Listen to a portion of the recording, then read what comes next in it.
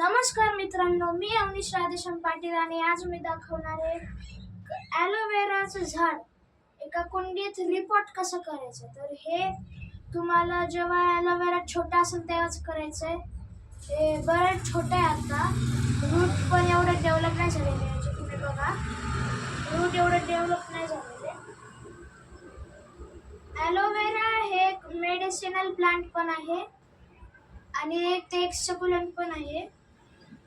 Aloe vera आपण बरंच असं स्मूथिंग करायला वापरतो वगैरे, असे बरेच मेडिसिनल युजेस आहेत.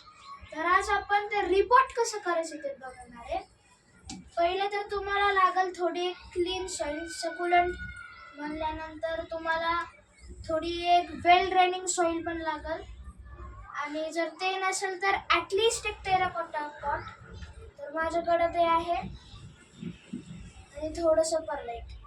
जास्त माझ्याकडं पण नाही आहे. मला असं वाटतं की माझ्याकडं फक्त 5 ग्रॅम परलाईट आहे. सुरू करू लगेच. तर इथं मी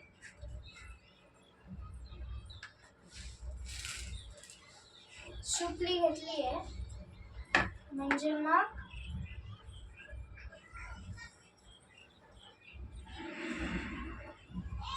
मला ही माती लगेच टाकते.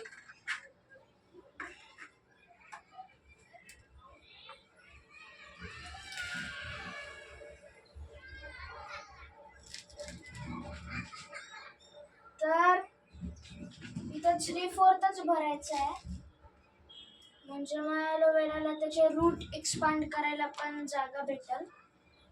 मी आता इथं परलाईट टाकणार आहे. इथं मी माझं ॲलोवेरा बरंच खोचून टाकणार.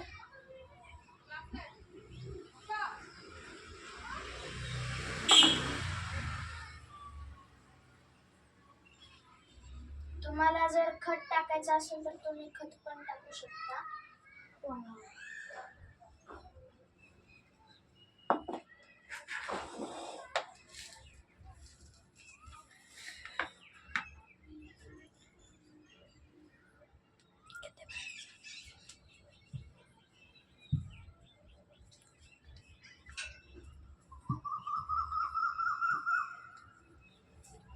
जी मी माती घेतली आहे ती थोडी जास्तीत जास्त तर पावडर फॉर्म मध्येच आहे,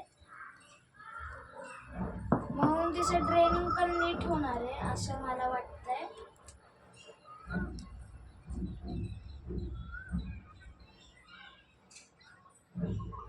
तुमचा ॲलोवेरा एक डेझर्ट प्लांट आहे, म्हणून त्याला फुल सन मध्येच ठेवा, नाहीतर ते उगणार नाही नीट. त्याचे रूट रॉट होईल, ते जगणार नाही जसं त्याला जगायचे. तर असं आपला ॲलोवेरा लावून झालेला आहे. बाय. जय जवान जय किसान.